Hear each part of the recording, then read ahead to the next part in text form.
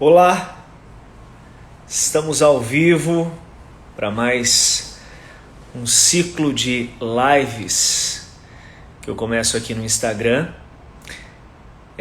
Primeiro quero agradecer, mandar um beijo para ela, a Carolzinha Silva, pela parceria, Carol, que me auxiliou aí na produção da arte, para divulgação. Obrigado, viu, Carol? Valeu pela parceria. Já estamos aqui com ela, Tereza Vera. Vamos visualizar aqui. Tudo bem, estamos no mês de setembro, mês de prevenção ao suicídio, um assunto que precisa ser falado, conversado, sensibilizado com a população. E durante todo esse mês de setembro, uma vez por semana, eu vou estar recebendo uma pessoa especial para estar compartilhando com a gente muito carinho e muita informação sobre esse assunto. Hoje, tenho o prazer de conversar com a psicóloga Tereza Vera. Tereza, obrigado, viu? Pela sua Obrigada a presença, você, querido. ter Obrigada pelo aceito o nosso especial. convite, viu? Um Que bom. prazer, viu? Tudo certinho por aí? Tudo tranquilo? Tudo certo, tudo certo. Tereza, esse é um assunto que, infelizmente, parece que ainda existem alguns tabus, um certo preconceito, uma certa resistência, uma timidez das pessoas de se falar hoje, né, de saúde mental, né? Ainda há essa resistência da gente conversar abertamente sobre esses desafios, essas nossas lutas internas, né? Existe sim, existe até de ir ao psicólogo, imagina de falar disso, né? A pessoa às vezes tem vergonha de dizer que vai ao psicólogo. Tem gente que ainda acha que psicólogo é para louco, que psiquiatra é para louco. E aí a pessoa entra em sofrimento e vai ficando com isso, por preconceito dela mesma, preconceito com medicamento, preconceito de buscar ajuda, de dizer para as pessoas o que está acontecendo. E as outras pessoas também, às vezes, tratam a depressão, algum transtorno mental, como se fosse frescura, como se fosse falta de Deus, e não é, tá? É uma coisa muito séria que precisa ser cuidada, sim, viu, Otávio? Isso que você falou é até curioso, né? Às vezes a gente conversa com algumas pessoas e a pessoa vai contar pra gente, olha, eu faço terapia, mas tá tudo bem comigo, viu? Eu não sou louco, não. Ainda tem, né, esse rótulo de que ir ao psicólogo, né, cuidar da saúde mental, fazer terapia, passar por esse processo que é tão enriquecedor e que nos proporciona tantas descobertas pessoais, né, as pessoas ainda taxam de que, de fato, há um desequilíbrio acentuado emocional da nossa parte. Mas hoje, Tereza, acho que, de certa forma, todo mundo é um pouco desequilibrado emocionalmente, né? Nós vivemos, acho que, buscando esse equilíbrio, né? Mas acho que a gente é, de fato, uma montanha-russa. É isso que nos faz vivo, né? Um dia a gente está bem, outro não. Acho que essa é a essência do ser humano. É um pouquinho assim. É um pouquinho assim mesmo, Otávio, porque assim, as coisas vão acontecendo e a gente tem que pensar que a vida sempre vai envolver perdas. E as perdas, elas nos desequilibram, né? Então a gente está ali num caminho presumido e de repente acontece algo como essa pandemia, né? Ela tira toda aquela nossa segurança, aquele mundo presumido, que eu achava que eu ia sair, ia fazer tal coisa, depois ia. Inclusive agora na pandemia, as crises de ansiedade estão se agravando, de pânico, porque você perde toda aquela vida habitual que você tinha, costumeira. Então, sem contar a pandemia, isso já acontece, né? Quando nós sofremos alguma perda, seja de Quero, que ordem for. Quero mandar um abraço aqui para o Rodrigo Mancil, lá de Goiânia, acompanhando a gente. O Rodrigo também, que é psicólogo da área aí também. Obrigado, viu, pela participação. E você também que está nos acompanhando aqui nessa live, envie para a gente a sua pergunta, interaja com a gente, vamos participar, vamos refletir um pouquinho sobre essa questão da saúde mental. Eu estava, durante o preparo dessa live, né, e quando eu postei alguma coisa nas redes sociais, vieram uns questionamentos, por exemplo, né? As pessoas taxam o depressivo como aquela pessoa deprimida tempo integral, como se ela tivesse o tempo todo triste, como se o mundo dela fosse só de sombras e mas não existe isso, né, Tereza? As pessoas elas têm também, mesmo na depressão, tem uma rotina normal, né? Então, esse é um engano, inclusive em casos de suicídio mesmo, né, consumado. Você vê às vezes as pessoas dizerem, mas ele estava bem, ela estava bem, estava dando risada, estava trabalhando. Isso não quer dizer que não tem uma dor residindo ali. Isso não quer dizer que não tem um sofrimento. Então, as pessoas acham que o deprimido, ele sempre vai estar triste e que isso vai estar visível. Às vezes não. Às vezes você pode não estar bem, como você falou, pode estar numa situação que te causou um desequilíbrio, que pode estar vindo há muito tempo e que você vai levando e as pessoas em volta não percebem o que está acontecendo com você. Quer dizer que sempre é assim? Não. Algumas vezes nós vamos dar sinais, mas nem sempre, entendeu, Otávio? Você pode ter trabalhado o dia inteiro, super feliz, e chegar em casa e tá mal e ninguém saber disso. Tá com sono ruim, alimentação ruim, porque a depressão ela acaba interferindo em tudo, comendo mais do que o normal ou não comendo, né? Aí são vários aspectos, mas é um engano achar que nós vamos mostrar sempre a tristeza e que por isso nós não estamos tristes, deprimidos, né? E acho que tem um pouquinho daquilo que a gente sempre enxerga a grama do vizinho de fato mais verde, né? Principalmente com relação às redes sociais, né? Porque nas redes sociais a gente posta só aquilo que nos interessa, a gente vende uma imagem, um rótulo. Ali é uma vitrine da felicidade, né? Que a gente passa para as pessoas, mas de fato acho que só a gente conhece as nossas dores e as nossas lutas internas e que a gente enfrenta todos os dias, né? É um processo muito nosso e às vezes a gente passa externa alguma coisa que não reflete de fato aquilo que a gente está sentindo, né? Como cuidar do nosso dessa busca pelo nosso equilíbrio, como cuidar da nossa saúde mental, ainda mais nesse momento, né, Tereza, que a gente já falou de pandemia, tá difícil para todo mundo, é desemprego, é a situação do isolamento social, são famílias vivendo, convivendo mais tempo em casa, a questão, às vezes, o convívio familiar, que às vezes já não estava legal e fica acentuado ainda, os problemas ficam mais evidentes, né? Como é que a gente consegue cuidar da nossa saúde mental, emocional? Eu acho que assim, isso que você falou é uma coisa que está acontecendo também. As pessoas estão sendo obrigadas à convivência 24 horas por dia, né? E aí tudo que não é muito fácil fica ressaltado, né? Porque você não tem escape. Antes você saía, vou dar uma volta, vou na casa de alguém, vou trabalhar, e aí eu volto e a gente vai lidando com isso. E agora as pessoas estão sendo obrigadas a lidar enquanto estão ali. Então, estão ocorrendo separações, estão ocorrendo brigas, as coisas estão mais difíceis por essa convivência forçada. Eu acho que é buscando os limites de cada um, pensando nessa convivência, né? Buscando os limites de cada um, dentro do possível, porque se a gente pensar num apartamento pequeno, às vezes você não tem muito para onde escapar, né? Mas assim, você tem seus lugares de paz. O que que te dá paz? E eu acho que cada um tem que acessar isso. O que que me deixa em paz no meio disso tudo, nesse dia? Às vezes é uma coisa mínima, mas ela é importante, que a gente saiba onde estão esses lugares, para a gente ter reserva para viver o que se está vivendo. E assim, pensando também nessa questão da saúde mental, é muito importante a gente diferenciar a tristeza da depressão. A tristeza vai ter uma causa, né? Ou morreu alguém, ou eu perdi o emprego, ou aconteceu uma coisa que me chateou muito, mas ela tem uma causa definida. A depressão nem sempre, né? Pode acontecer alguma coisa na tua vida que agrava, que é um gatilho, mas já tem alguma coisa que estava acontecendo ali sem uma causa aparente. Às vezes várias coisas que foram se somando, às vezes uma questão endógena, química mesmo, que precisa de um medicamento. Então é importante a gente sempre lembrar isso. A tristeza tem uma causa e ela está certa de acontecer e a depressão não. Mas a depressão não tem uma origem em algum momento da vida?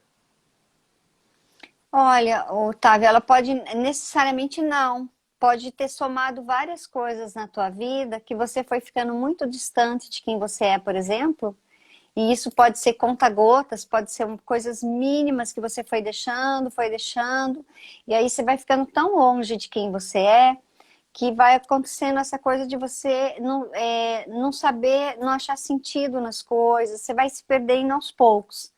Não é que acontece uma coisa às vezes. E essa questão química, ela é muito importante, principalmente jovem, criança pode ter depressão, né? Então, por que que é importante? Os jovens têm muita questão da automutilação, que vem de uma depressão, de um transtorno mental. Então, assim, o jovem pode ter uma questão química e que às vezes não tem nada aparente. Tá tudo bem com a família de verdade, não tem nenhuma questão com a família. Pode ter? Pode, mas não quer dizer que tenha que ter. Mas aí ele vai perdendo a vontade das coisas, vai indo para as coisas de uma maneira apática, vai se isolando. Então a gente sempre pede para estar muito atento aos jovens, né? Porque o suicídio entre jovens, a automutilação está muito comum. Mas não que necessariamente tenha acontecido alguma coisa pontual. Como eu disse, pode ser um gatilho. Olha, a participação aqui do Rodrigo, Tereza, ele fala, olha, uso e abuso de drogas, né, é um indicador de suicídio com prazer, uma maneira de anestesiar a dor, pois a dor de viver é maior do que a dor de morrer. Se perde o sentido total do que fazemos aqui, do que estamos, qual o sentido, né, de estar vivo, qual o sentido de ter as relações com o próximo, quer dizer, essa pessoa que ela vai caminhando, né, vai se esgotando a esperança, o prazer de viver, vai se perdendo completamente o sentido. É como, até uma vez usar uma expressão, parece que estamos no deserto, né? A gente não vê uma saída muitas vezes ali, se seca a esperança, parece, né? É uma solidão que ela pode ser povoada, como você falou, é um deserto. Eu posso estar rodeado de pessoas e ainda assim me sentir só. Eu não estou só, mas eu me sinto só. E o que você falou também é muito importante, a questão da esperança, né? Porque de acordo com a Associação de Psiquiatria, a gente vai falar sempre em 3Ds na questão da ideação suicida, que é o desespero, ele sempre vai estar presente, a desesperança e o desamparo. Então é uma sensação que eu não tenho amparo nesse mundo, não tenho lugar que me acolha. Então por isso que a Karina Fukumitsu, inclusive, fala muito, ela é uma suicidologista, é uma referência, é uma querida, ela fala muito disso. A questão do acolhimento, é muito importante o acolhimento. Então você percebeu que um jovem está se isolando, que ele está com um comportamento diferente. Às vezes até a questão do bullying, como ele falou, os jovens acontece muito mesmo. A questão do bullying pode ser um gatilho. E aí ele vai se isolando cada vez mais. Então, da gente estar atento ao que o jovem está expressando, se ele está expressando um comportamento diferente, se ele está ficando mais no quarto, ele não fazia isso. Porque o jovem gosta muito do quarto dele. Então, não é porque o jovem está no quarto que está acontecendo alguma coisa. Mas vai ter uma mudança, geralmente tem uma mudança de comportamento que a gente às vezes não presta muita atenção. E tem saída, Tereza, para se reencontrar o caminho, para se redescobrir o sentido de estar aqui, de estar vivo? Olha, eu gosto muito de uma frase da Karina. Ela foi ser suicidologista porque ela socorreu várias vezes a mãe na infância que tentava suicídio. Então ela, uma menina, chegava da escola, socorria a mãe. E a Karina tem uma frase que eu gosto muito, que é: se tem vida, tem jeito. E eu acredito muito nisso. Eu acho que se tem vida, tem jeito, né? Na verdade, a pessoa que tem a ideação suicida, ela tenta achar uma solução para um problema que ela pensa que não tem saída. E que naquele momento ela acredita que não tem. Então nós falamos que o acolhimento, ela tira a pessoa dessa rigidez, porque tem uma rigidez e uma impulsividade, né? A rigidez de achar que aquilo não tem saída mesmo, e aí num ato impulsivo ele toma a decisão. A gente fala até que não é nem um ato de covardia nem de coragem, né? Que é um engano dizer isso. É um ato de desespero. A pessoa está em desespero. Ela não vê saída, mas sempre tem saída. E por isso é tão importante o acolhimento e o amparo, para que ela Tereza, tenha esperança. sim. Olha, uma participação aqui da Bruna Helena Barbosa. Existe também depressão infantil? Quais os principais sintomas para se atentar? Existe a depressão infantil, sim, como existe no adolescente. Aí fica muito difícil dizer, porque se eu falo assim, é uma criança muito quieta. Bom, a criança pode ser quieta, pode ser o jeito dela, o perfil dela, o temperamento dela. Eu acho que sempre a mudança de comportamento, alguma coisa que sempre está muito triste, aí fica muito difícil esclarecer pontualmente, porque é de acordo com o temperamento, você vai perceber. Mas se tem, sabe, uma falta de energia, uma coisa muito parada, que é como jovem, parece que nada dá vontade, nada tem desejo de fazer. E aí é muito peculiar para enumerar, porque aí eu vou ser injusta com uma criança que é tímida, por exemplo. A criança pode ser tímida e isso não tem problema nenhum. Eu acho que é estar atento ao sentido e ao desejo, ao prazer que a criança ou o jovem apresenta para as coisas. Quem conhece a Tereza ama. Olha aí, a Isabela Dermato, amo você, mandando uma mensagem para A Tereza. Isa, querida, um beijo imenso. Ela tá lá em Dourados, mora lá em Dourados. Olha que bacana, acompanhando a gente aqui. Tem também a psicóloga Bianca Serrano.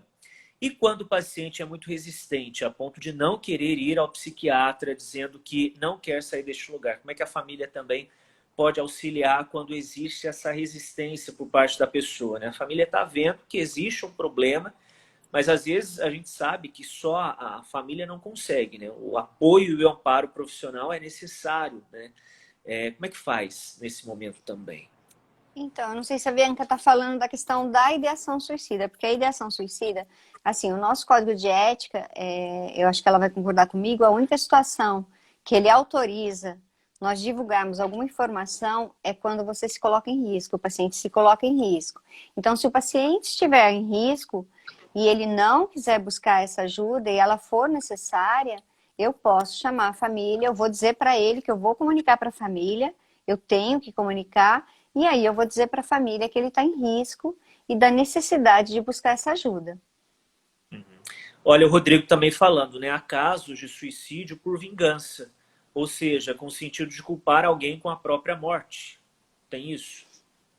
Olha, tem como se, bem entre aspas mesmo, se eu quisesse castigar o outro, mas eu estou doente. Eu não faço isso puramente por vingança. Eu estou doente. E o término de um relacionamento pode ser um gatilho para um transtorno que já estava ali. Né? Quando eu coloco para você a responsabilidade da minha vida ser boa, eu já não estou bem. Você não pode ser responsável pela minha vida. Mesmo que você morresse, eu teria que continuar. E se eu não vejo saída para continuar, eu depositei tudo em você. Então já tem alguma questão ali que já estava presente e que não tem a ver com quem terminou o namoro, com quem rompeu, entende? Mas os problemas relacionados, né, os fins, né, de relacionamentos, se enxerga aí como os principais, né, como o principal gatilho, o fim de um relacionamento para uma depressão, para um desequilíbrio de certa forma emocional, principalmente até levar, né, a casos de suicídio, é onde se percebe um desequilíbrio mais acentuado quando a gente mexe com as coisas do coração e quando há esses desencontros.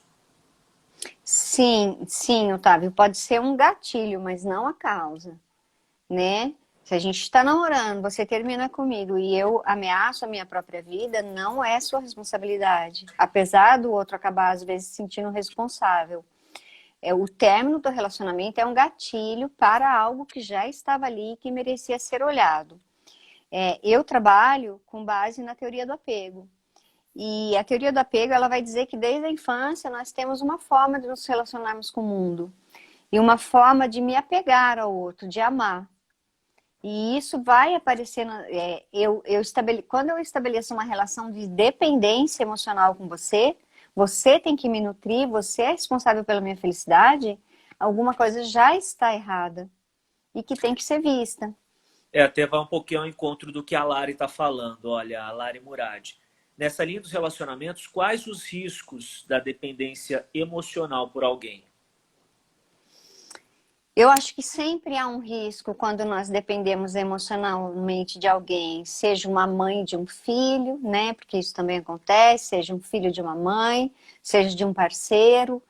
de eu depositar no outro as coisas que eu tenho que desenvolver em mim, né? Eu tenho que achar o meu prazer, eu tenho que achar onde são meus lugares de paz.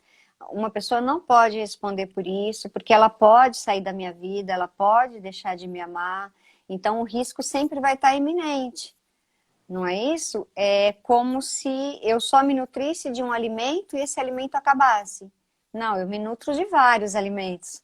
Eu não posso depender, sei lá, vou dar um exemplo. Aí eu só me alimento se tiver maçã. Não, acabou a maçã. O que vai acontecer comigo? Eu vou morrer. Emocionalmente eu morro quando o outro sai. Eu não vejo saída para minha vida. Então eu acho que a gente tem que olhar muito para o que a gente espera na relação que a gente está. E como que é engraçado, né, Tereza, essa questão principalmente do relacionamento. Quando se rompe, né, e nesse caso mais especificamente quando rompem com você, e aí não é você que sai de um relacionamento, né? Saem do relacionamento e você fica. Parece que o mundo acaba. Você perde as suas referências, você sente que aquela pessoa era a pessoa ideal para você, que aquela pessoa reunia todas as qualidades.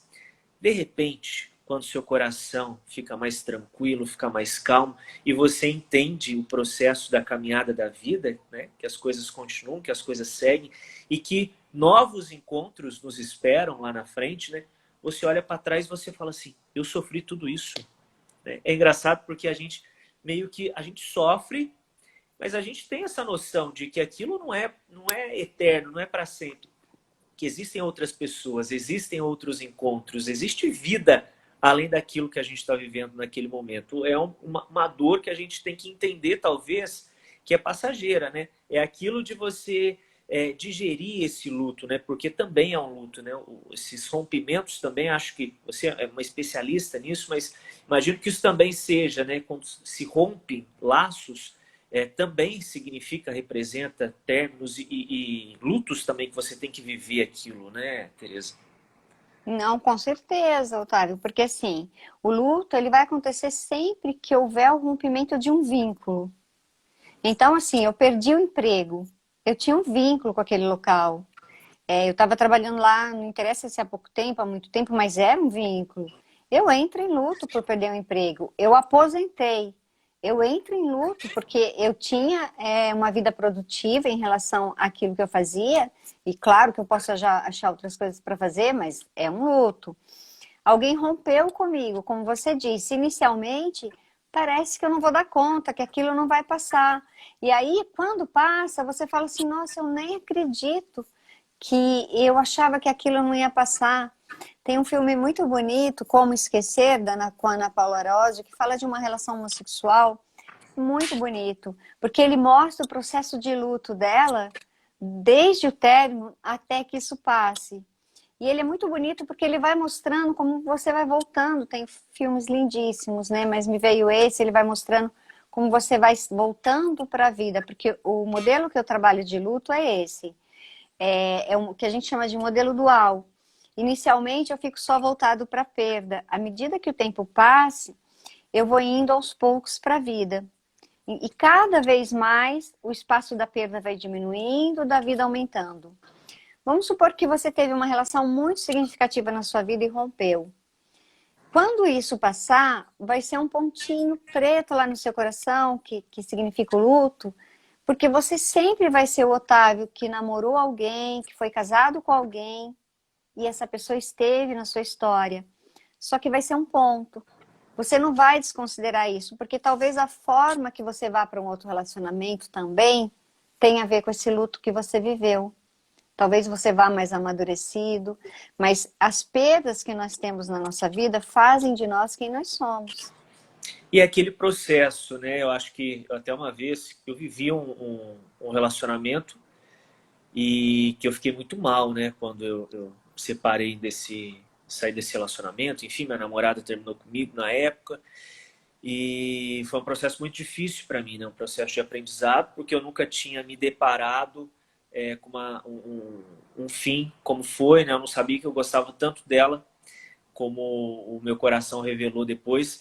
E eu falava, né, que é um processo de você redecorar as paredes do seu coração, ver novas cores para sua vida, você vai enfrentar essa dor, né? Foi muito difícil para mim, foi um processo muito doloroso, foi muito penoso, sofri demais, mas eu acho também que nos ensina, né? Quando a gente de fato enfrenta as nossas dores, as nossas fragilidades. Eu falava que eu tive a oportunidade de olhar no espelho sem um tecido que eu acho que cobria o meu rosto, porque eu me achava impecável, perfeito, sabe?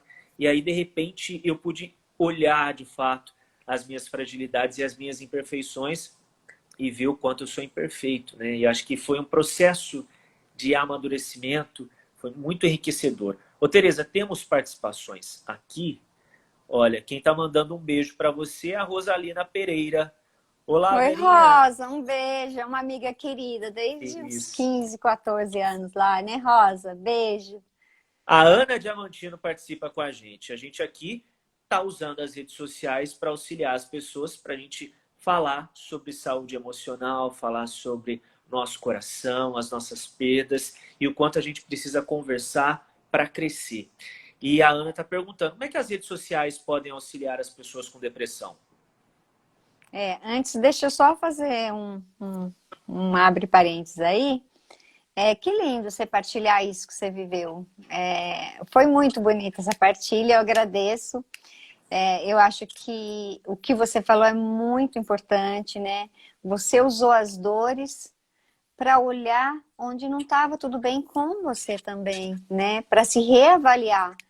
E acho que, como diz a Karina, você honrou essas dores, porque quando a gente honra essas dores, a gente usa elas para a gente ser melhor. As dores vêm contar alguma coisa para a gente, elas sempre contam alguma coisa para a gente. Então, assim, muito grata pela partilha, foi muito bonita. Eu acho que as redes sociais podem ajudar, e eu acho que elas ajudam. Assim, tem vídeos ótimos, tem textos ótimos, e quando elas não ajudam, né? Elas não ajudam quando a gente vende sonhos, né? Porque a gente posta lá coisas maravilhosas e a gente deixa de postar, a gente não vai pôr. Hoje eu tô super mal, eu tô super triste, né? E por isso Laços e Lutos é tão bacana, porque eu dou esse espaço para as pessoas falarem disso, porque as pessoas não querem falar que estão tristes, não querem falar disso. E aí quando a gente começa a ver essa venda de sonhos, né? E como que eu vendo sonhos? Eu vou lá, posto o prato que eu comi do restaurante tal. Daí eu posto o teatro, daí eu posto a viagem, daí eu posto. E eu vou olhando e tô num momento triste e vou pensando, que bomba que é a minha vida, né? É só comigo que tá ruim, tá todo mundo feliz. Não quer dizer, eu posso estar viajando e ter minhas dores. Então tem esse engano quando a gente vai vendo isso, porque é um engano, não é sempre verdade que a gente está bem. Todo mundo carrega dores, né, em um momento ou outro da vida. Então eu acho que as redes sociais ajudam quando a gente divulga, quando a gente pode falar, como a gente está falando agora disso, sabe? Quando a gente pode validar, sabe, a dor do outro, falar, olha, tá tudo bem, né? A dor existe, tá tudo certo ter dor. Às vezes eu faço palestras em escolas, agora com essa pandemia, mas eu fazia muito, inclusive no Setembro Amarelo. São jovens que têm tantas histórias difíceis, sabe, Otávio? Principalmente escola pública, assim. As histórias familiares, histórias de muitas perdas, de muito sofrimento. Então, assim, quando você vai, consegue falar qualquer coisa que traga um lugar de conforto, eu acho que isso já é válido. Tem que ter esperança, mesmo que seja mínima. Eu falo para as pessoas que eu atendo enlutadas, né? Tem esperança que você levanta uma esperança, né? Para quem está em luto, para quem só estava deitado, se abriu a janela do seu quarto, isso já é uma esperança. Você quis a claridade. Às vezes a gente se cobra muito, entendeu? Tem que ser um salto grande, necessariamente não. Pode ser um salto pequeno, Olha, bem pequeno. A Juliana Sever participou aqui, ela que proporcionou A esse nosso Ju, encontro, cruzou os nossos caminhos aqui. Olha, a Ju falou o seguinte: as pessoas precisam ter sempre o amor próprio no topo das prioridades da sua vida, mas é difícil explicar para o outro como é que ele é importante quando ele não acha mais saída. Como ajudar? Então, Ju, um beijo, viu? As crianças dela devem estar lindas. Tão Então, lindas, tão lindas. é, como que eu ajudo?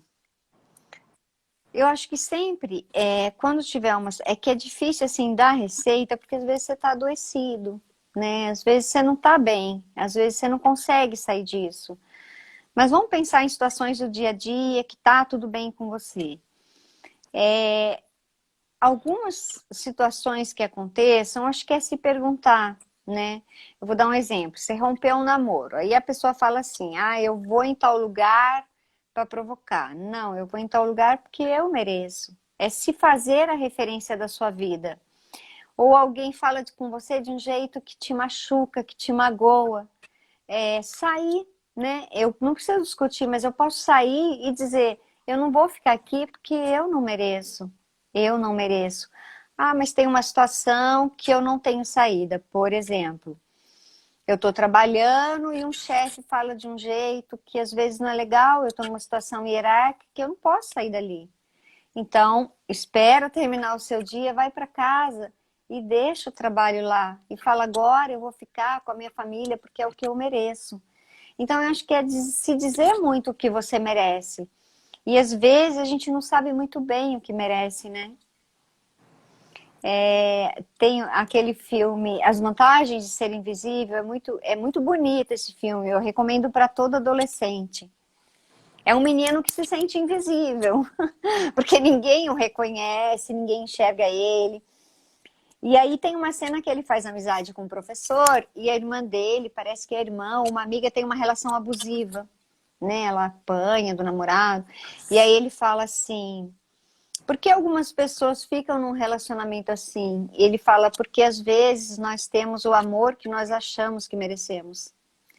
E eu sempre me lembro muito dessa cena, porque eu acho que é isso, né? Será que eu mereço mesmo ouvir o que estou ouvindo, ser amada dessa forma? Eu acho que é essa pergunta sempre, o que eu mereço. E quanto tempo, né? Às vezes as pessoas ficam num relacionamento que elas não se sentem mais felizes, né? Que cria-se, né? De fato, uma dependência com o outro, mas a gente vive uma felicidade, acho que de mentira, né? A gente não tem mais o sentido da felicidade naquele relacionamento. E talvez pela comodidade, pelo tempo que tá junto, né? Vai se levando, se empurrando. E quando a gente vê, o tempo passa tão rápido, né, Tereza? Voa. Daqui a pouco a gente É, viu, foi, né? eu acho que o que você falou é como se a gente não existisse É. mesmo, né, Otávio? A gente está numa relação que a gente não existe. Que tanto faz o que você gosta, tanto faz o que você sente. Você não existe. Você dá existência para quem está ao seu lado, Você se mas anula, você né? não existe. E se anula, exatamente. Então, eu acho que tá atento a isso, porque o tempo não a gente faz planos para amanhã, a gente olha para o ontem, mas a vida acontece hoje, né? O que nós temos certeza é que nós estamos aqui hoje. Eu não sei se eu vou acordar amanhã e nem você. A Sim. gente só não para pensar nisso, né? E acho que se a gente parar nessa, se a gente de fato começar a enxergar essa finitude da vida, né, acho que a gente começa a valorizar mais o hoje, porque a gente deixa muito para amanhã as coisas, né? Vamos deixar a felicidade para amanhã, vou viver assim. E não, né? Tem que sempre que buscar essa felicidade, acho que dia a dia. Tereza, olha, participação, comentário aqui do Gu. Ele fala: o problema das redes sociais realmente é a comparação equivocada com a vida do outro. A Carla te faz uma pergunta. Como devemos agir quando uma pessoa se isola? Como saber qual o limite entre respeitar a decisão do outro de se isolar e ver quando este isolamento está sendo prejudicial e devemos nos aproximar? Eu acho que é assim, Carla, se você conhece a pessoa, se você sabe que o isolamento não é o temperamento dela, que alguma coisa está acontecendo, insista. Insista. Faça alguma coisa que essa pessoa goste, leve até ela, sabe? Fala: eu vim aqui tomar um café com você, eu vim aqui comer alguma coisa com você. Insista. Porque a tendência é a pessoa se retrair, ela fechar. Mas quando a gente insiste, ela abre. E eu acho que às vezes até assim, fica uma coisa, como a pessoa está acho que num círculo de autodepreciação mesmo, que a depressão também faz muito isso, né? A gente acha que ninguém gosta da gente, que ninguém quer ficar perto da gente, a gente tem muito um pensamento pessimista mesmo, a gente, né, tem esse olhar para a vida muito pessimista, então insista. É o que eu faria com alguém que eu amo, insistir. Participação da Ana Maria Ferreira. Laços e luto me ajudou demais e me ajuda muito. Eu lia exatamente o que estava sentindo. Leio o que estou sentindo. Olha que bacana. E Olha, A Silvia, ela pede para você repetir de novo, Tereza, para gente, qual o nome do filme? Você falou o filme da Ana Paula Arósio e você que falou é outro como filme, esquecer Como Esquecer é um, e o dos adolescentes, que você falou que é legal também. as vantagens de ser invisível. Esse tem na Netflix, É, até tá? É bem bacana. A Bianca Ana, um comentou. beijo, super grata pelo seu retorno, viu? Aí a Bruna está comentando o seguinte: às vezes penso que muitas pessoas só querem ser ouvidas sem julgamento. A gente vive uma. Eu acho que a gente aponta muito o dedo para o outro, né? Nas redes sociais isso é muito fácil. Você tá ali pronto para julgar, né? É a inquisição aqui, né? Muita gente joga o pessoal na fogueira e meio que deixa também de se olhar um pouco, né? De se contestar, de se, enfim, ver os nossos defeitos também, mas é esse processo de julgamento aparece às vezes o tempo todo. Por isso que as pessoas muitas vezes têm certo receio de conversar de saúde mental, né? Com medo do que as pessoas vão pensar a respeito disso, gente. O Bruna, eu acho que eu concordo, né? Eu acho que nós estamos perdendo a capacidade de ouvir, né? Quando eu recebo pessoas enlutadas, elas me dizem assim, primeiro que elas dão um tempo para você falar do seu luto, seja ele qual for, né? Já chega de falar nisso, você já falou demais, eu acho que você já deu o tempo é meu, né? E eu posso seguir falando de alguém que eu perdi, que morreu, até o final da minha vida, se eu quiser. Por que que eu tenho que parar de falar? Né? A gente fala de quem está vivo e não pode falar de quem a gente só tem a memória. Isso é muito estranho. Fora a gente fechar e não querer que fale, tem uma outra questão. Eu chego para você, Otávio, e falo, sabe, Otávio, aconteceu isso, estou muito chateada. Aí você fala, eu também, não sei o que, não sei o que. A gente não consegue só ouvir, a gente quer contar do que aconteceu com a gente. Mas eu tô querendo falar da minha dor, eu não tô querendo saber da sua, né? Talvez não caiba a sua. E a gente sempre tem essa coisa de trazer que eu também, que eu também. Então, acho que da gente repensar. O Rubem Alves tem um texto ótimo, deve achar fácil na internet, que ele fala, acho que é a arte da escutatória.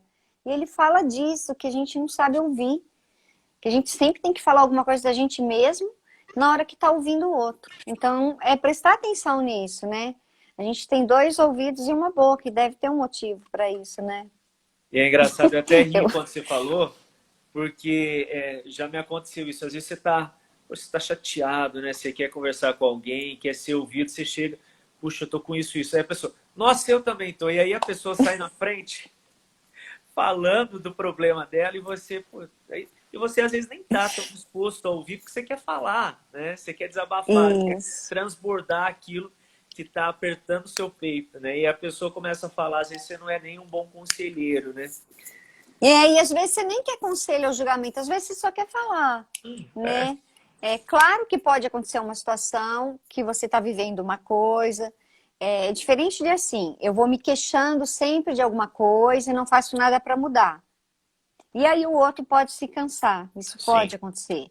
Mas se eu estou vivendo um luto, uma perda, eu quero ir falando daquilo, então, sabe, dar espaço para o outro elaborar esse luto, isso faz parte do processo de luto dele, falar, entendeu? Até a Ju tá falando aqui, Tereza, comparar dores e sofrimento, isso é muito injusto.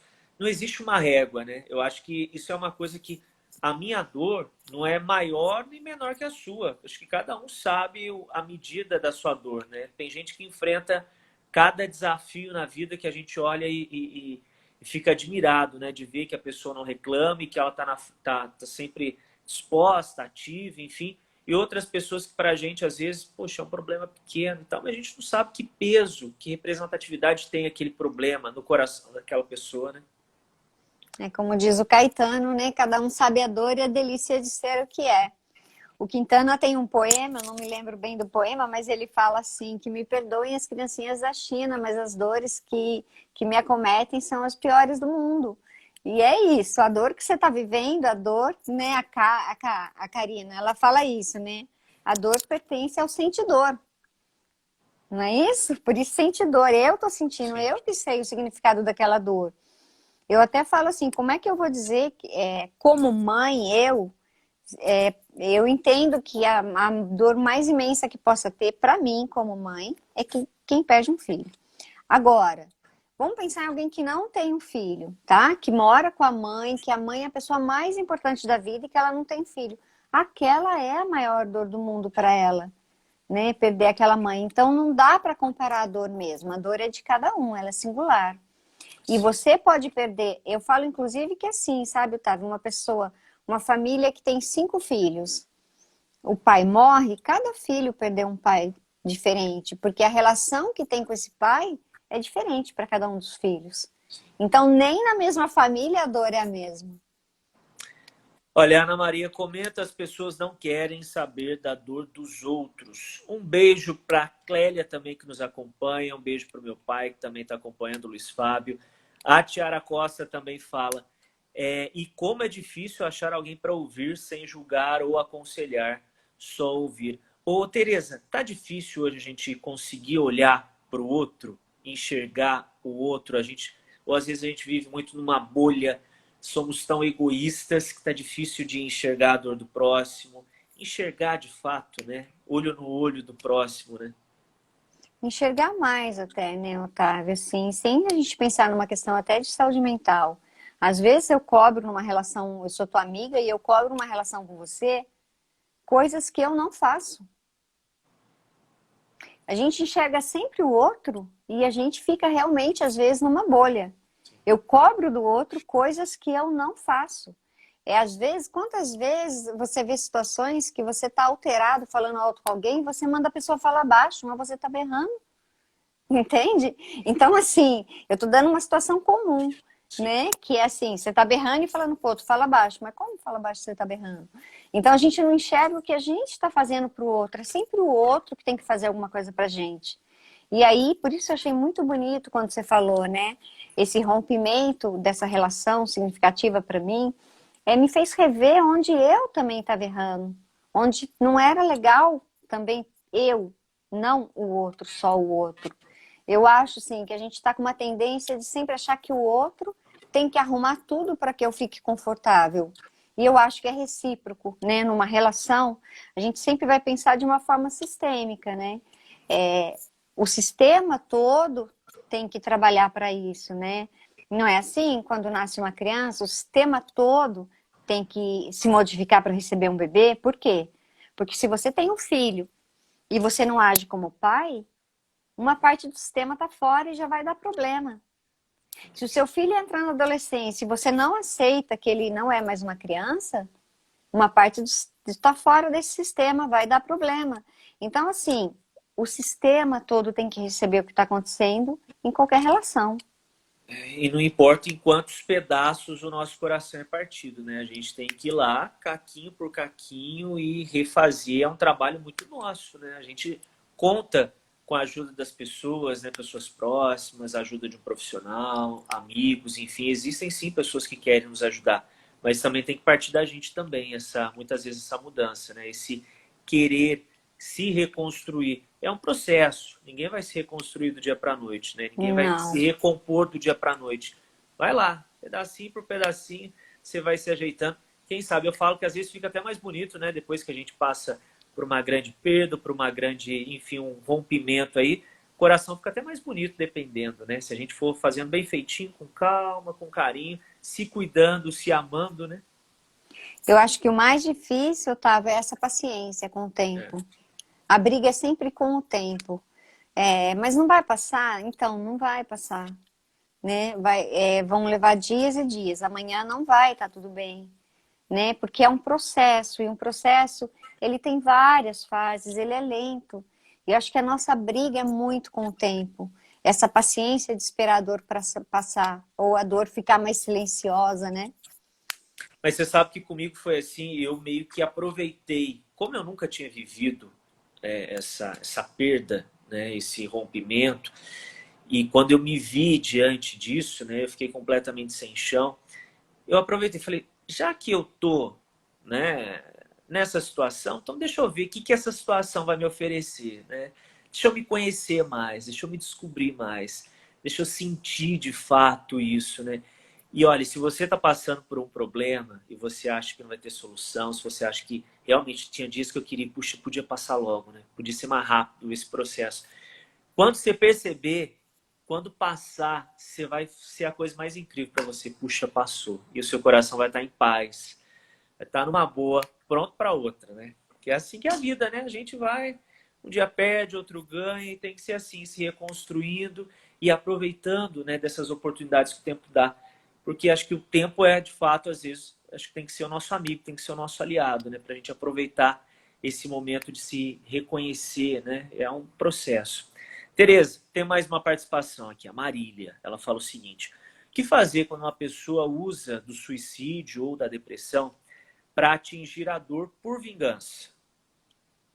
Aquela pessoa meio que manipuladora, né? Tá manipulando a outra ali e usa isso como uma ameaça, né?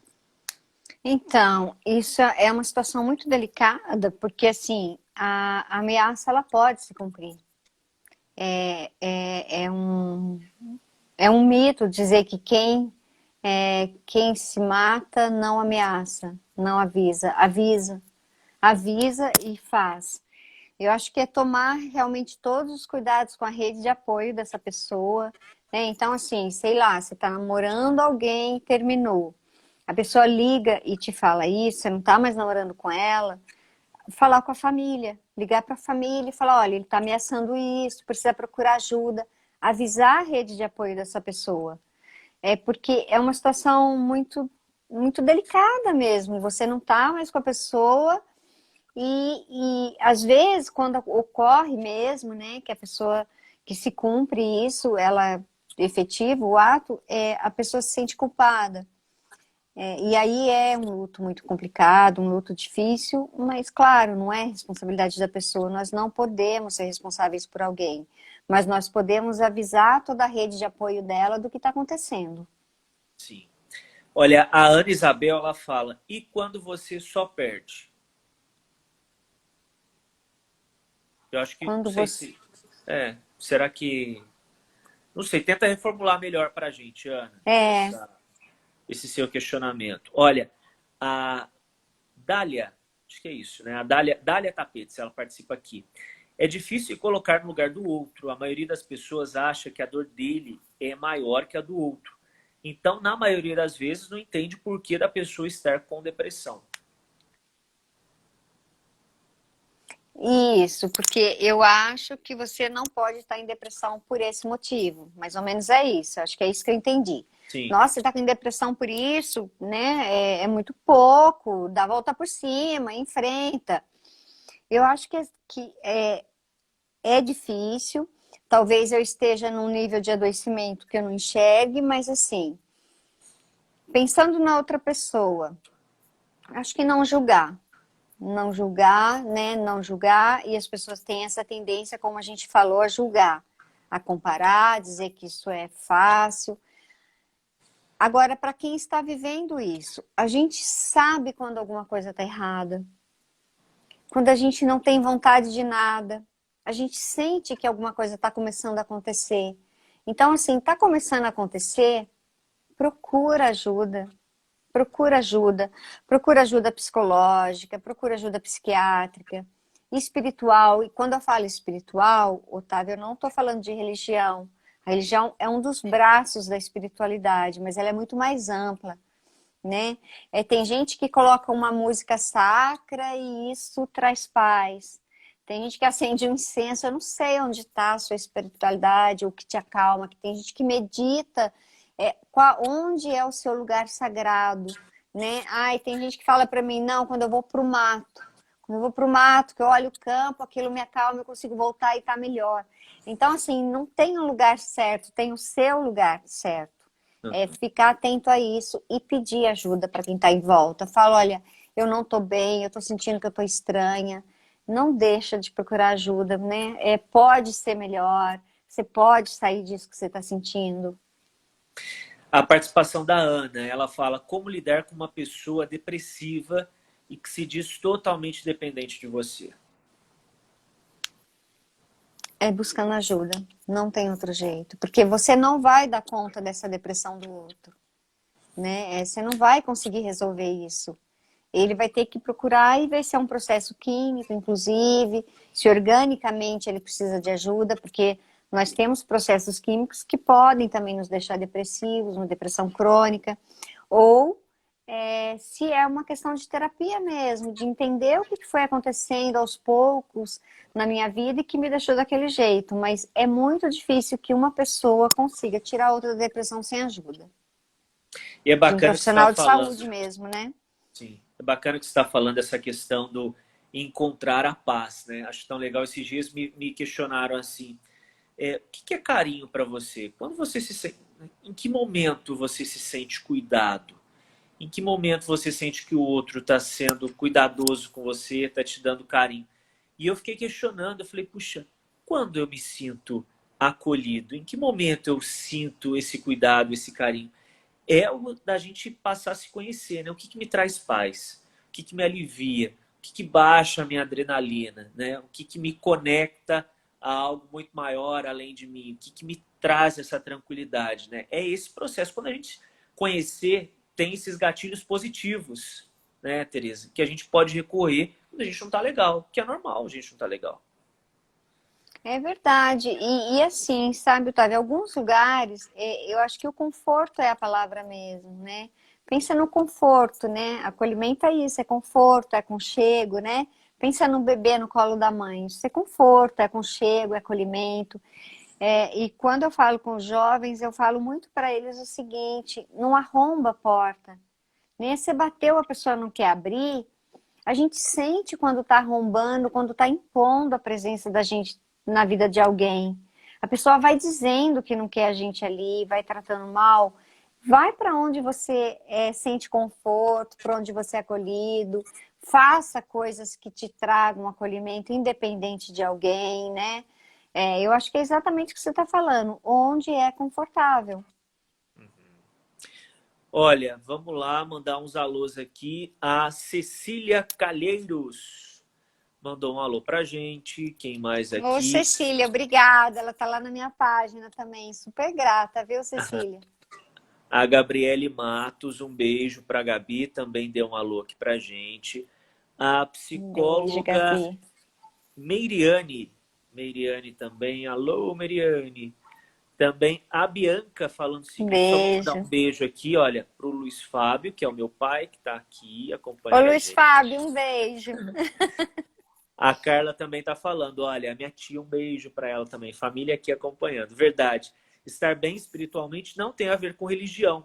É o modo como você vive e o modo como você encara a vida. E também a Bianca, olha, a Bianca faz um questionamento.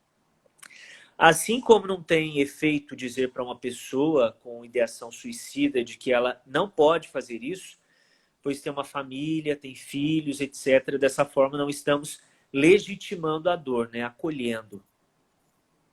Acho que a Bianca falou a palavra certa, legitimar a dor do outro, né? Que é legitimar mesmo, falar né, a sua dor é válida, a sua dor está certa, mas não adianta você dizer que não pode fazer isso por causa da família, porque ela não vai fazer isso por causa da família, ela vai fazer isso porque ela não está achando saída. Por isso é preciso acolhê-la e tentar entender o que está acontecendo, quais são os gatilhos, onde pode encontrar esse acolhimento, esses lugares de paz, entendeu?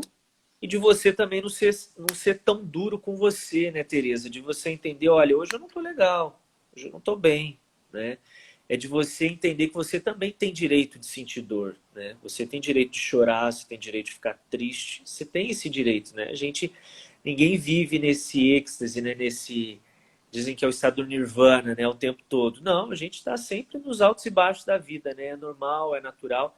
Agora, quando tem alguma coisa errada com a gente, né? A gente também precisa as pessoas acho que têm que nos ajudar a enxergar e a buscar a ajuda de um profissional. Eu queria que você falasse um pouquinho desse seu projeto, né? Laços e Luto. Conta pra gente um pouquinho, como é que o pessoal faz para conhecer. O Laços e Lutos, né? Que eu tenho o site, tenho a página no Insta. Agora a gente deu uma reformulada até, a gente sempre dá uma dica de filme, a gente dá uma dica de música. Eu escrevo coisas minhas mesmo, que começou no Face, mas eu tô muito pouco no Face agora. Semana que vem mesmo a gente vai ter uma live super bacana com uma mãe que o filho se matou e ela fez um projeto lindo que ela acolhe jovens. Ela transformou essa dor, a Tânia e o Fernando. Então eu acho que vai ser super bonito. Eu acho que é isso que eu tento levar para as pessoas, né? Validar a dor delas, mas ter esperança, né? Ter esperança que hoje no luto, Otávio, às vezes a gente nem fala em aceitação, a gente fala em adaptação. Talvez uma mãe nunca aceite mesmo a partida do filho, mas ela pode se adaptar, ela pode transformar essa dor. E acho que é o que a Tânia e o Fernando fizeram. E aí eu acabei publicando um livro com os escritos que eu fazia. Escrevi um capítulo também num livro com a Karina, né? O meu capítulo é Quando a Morte Chega em Casa. O livro é Vida, Morte e Luto, foi pela editora Sumos. Agora a gente está gerando um outro livro organizado por mim e pela Karina também. Eu acho que vai ser lindo, já tá. Os autores, a gente só tá gerando, né? Em breve teremos novidades. E é isso, eu tento no Laços e Lutos, na verdade, é validar a dor dessas pessoas, mas sempre dando esperança, né? Porque as coisas podem não passar completamente. A doutora Graça, eu sempre vou lembrar do que ela disse. A doutora Graça é uma médica paliativista, ela é psiquiatra de Itajubá, uma querida. E ela falou uma coisa que ficou para mim quando ela falou da morte do marido, o doutor Túlio, que é um dos percussores dos cuidados paliativos no Brasil. Ela falou assim que hoje ela deita e a dor é uma dor que ela recebe bem, porque ela sabe que quando a dor chega, o doutor Túlio estará com ela ali. Então ela falou, sabe, Tereza, hoje eu recebo a dor de um jeito muito bom. Ela se tornou uma amiga, uma necessária, porque quando ela está comigo, ele está comigo. Então até a dor pode ser boa às vezes. Eu acho que é esses caminhos que a gente vai tentando mostrar para as pessoas. Tereza, olha, a Ju participando aqui com a gente, né? Queria finalizar com um depoimento. Quando descobri que meu filho era autista, houve um luto para matar as minhas expectativas e aceitar a condição neurológica dele. Participo de uma rede. Olha que bacana. Um beijo, Ju. Psicóloga de mães que me entendem e se, né, o grupo, né, um grupo de uma rede psicológica de mães que me entendem se sente acolhida, né? É importante para a superação esse momento também. Que legal. Bonito que ela fez, né? De pegar a partir dessa coisa que aparece mesmo no caminho dela, que está ali e não é uma escolha. Bom, mas o que eu faço com isso? Não, eu vou falar com outras mães, eu vou participar de grupos. A Luciana. Luciana, um beijo, super grata aí, viu? Tereza e Karina, minhas inspirações. Ah, que Gratidão. bacana. Mas é muito bonito o que ela fez enquanto mãe. Parabéns. Eu acho que é exatamente isso. Não importa a dor, mas o que ela está vindo me ensinar. Onde ela pode ser bem cuidada. Porque se a gente é agressivo com a dor e trata ela mal, ela piora. Tereza, um minutinho para a gente encerrar a nossa live. Quero te agradecer demais por esse encontro. Que bom que a vida nos proporcionou. E o destino intermediou aí, que a Ju, né, fez com que a Ju intermediasse esse nosso encontro. Foi muito bacana. Fiquei muito feliz de ter te conhecido, de ter trocado essa energia bacana aqui. E eu acho que fica essa mensagem para as pessoas, né? O Setembro Amarelo é um mês que a gente intensifica a campanha para se cuidar da saúde mental, para se olhar, para se observar, para se conhecer, para identificar as suas fragilidades e para se buscar ajuda. Mas a saúde mental a gente tem que cuidar o ano todo, se amar, ter um carinho muito grande com você e ter um carinho muito grande pelo outro, respeitar o outro, acolher a dor do outro e indicar sempre que possível uma ajuda de um profissional para orientar e mostrar o melhor caminho, né? Minha psicóloga que fala, né, que o terapeuta é um amigo que tem a luz do conhecimento, está sempre disposto a ajudar também. Tereza, Olha que bonito. beijo grande para Um você, beijo, viu? muito grata, viu? Muito grata mesmo pelo Até uma próxima. acolhimento. e pelo espaço. Um beijo. Obrigado, um beijo. Até a próxima, gente. Obrigado. Até. Tchau. Tchau.